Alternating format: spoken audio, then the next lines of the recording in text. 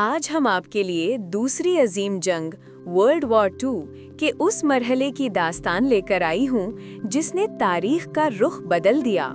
ये है स्टालिनग्राड की जंग की मुकम्मल कहानी, इंसानी अज़्म, कुर्बानी और नाकाबिले शिकस्त अनबीटेबल हिम्मत की दास्तान। अगस्त 1942 का आगाज था जब जर्मन लुफ्टवाफा ने स्टालिनग्राड को निशाना बनाया।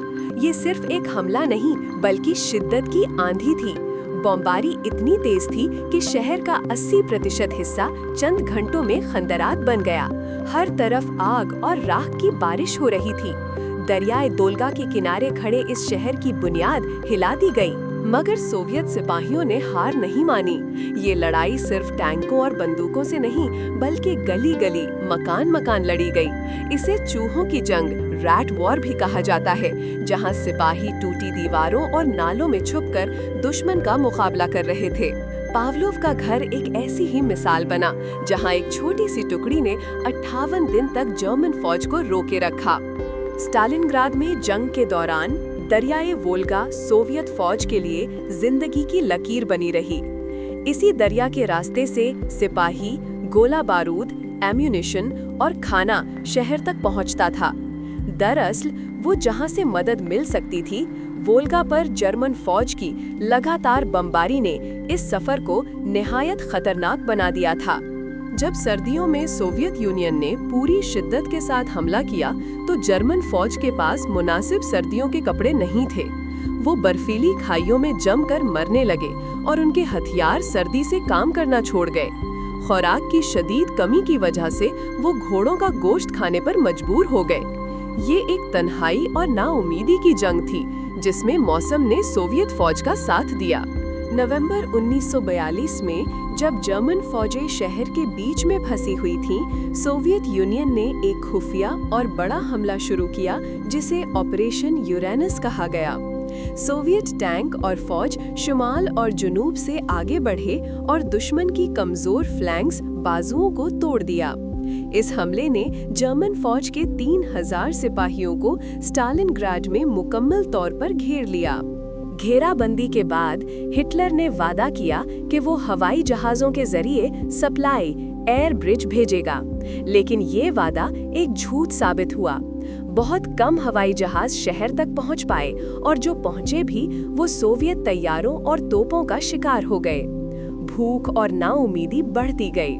सिपाही खाली क्रैश हवाई जहाज़ों के मलबे के अर्ध गिर्द खड़े थे। उनकी आंखों में शदीद नाउमीदी थी।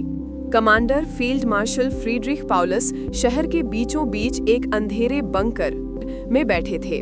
वो हुक्म का इंतजार कर रहे थे जबकि बाहर उनकी फौजें खत्म हो रही थीं।